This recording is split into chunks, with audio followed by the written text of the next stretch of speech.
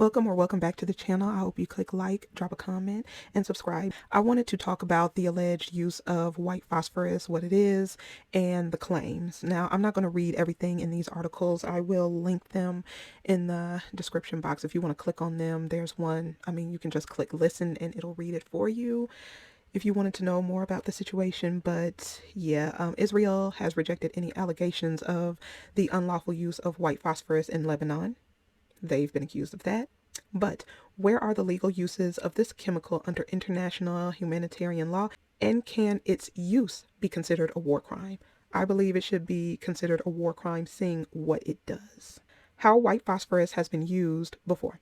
White phosphorus is a chemical component that ignites on contact with air and burns at around 1,500 degrees Fahrenheit, 815 Celsius. It can lead to serious injuries and or even death if it comes into contact with humans. Human Rights Watch regard incendiary weapons such as white phosphorus and napalm as among the cruelest weapons used in contemporary armed conflict due to their impact on the human body, says one Human Rights Watch researcher. Incendiary weapons are weapons that set fire or burn people.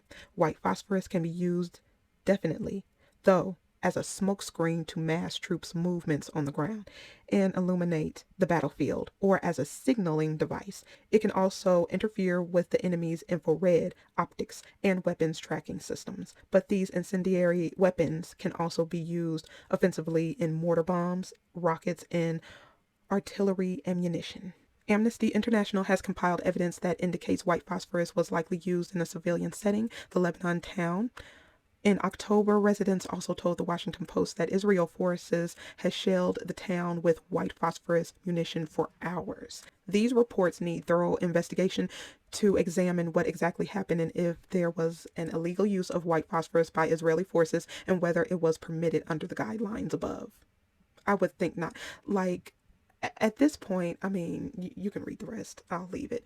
But you know that if somebody will say some of the things that have been said about the Palestinian people, then you know they're not going to handle them in a legal way.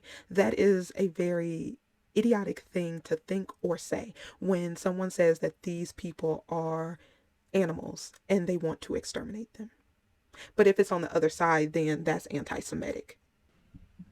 The chemical white phosphorus is a waxy solid substance that appears yellowish or colorless and has been described as having a odor resembling garlic. It ignites instantly with oxygen, igniting and lighting up the battlefields, smoke screens and all of that. Once ignited, white phosphorus is very difficult to extinguish. It sticks to surfaces like skin and clothing. It's harmful by all routes of exposure. It can cause deep and severe burns penetrating through bone and has been known to reignite after initial treatment. After exposure, the priority is to stop the burning process. The smoke from burning phosphorus is also harmful to the eyes and respiratory tract due to the presence of phosphoric acid. You have to be inhumane and cruel to do something like that. You play the victim while you be the devil. That's crazy.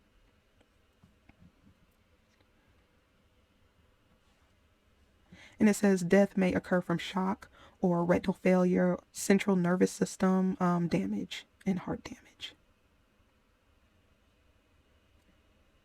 If you use this on someone, you are cruel and inhumane. But this is the accusations that have been floating around that they use this in Lebanon because, there was a whole thing with, I forget his name, saying that he did it to his own people. But Israel has always and forever will be, as long as it's there, been the thing that should not be there. I know I'm going to get in trouble for this, but it is the abomination of desolation because it's perpetrating as something that it's not. It is helping the U.S. with their special interest and everything it needs, and therefore America cradles it like it's their child and protects them from any wrongdoing. They could be doing some of the most heinous things, and the United States will defend them. The Judeo-Christians will defend them.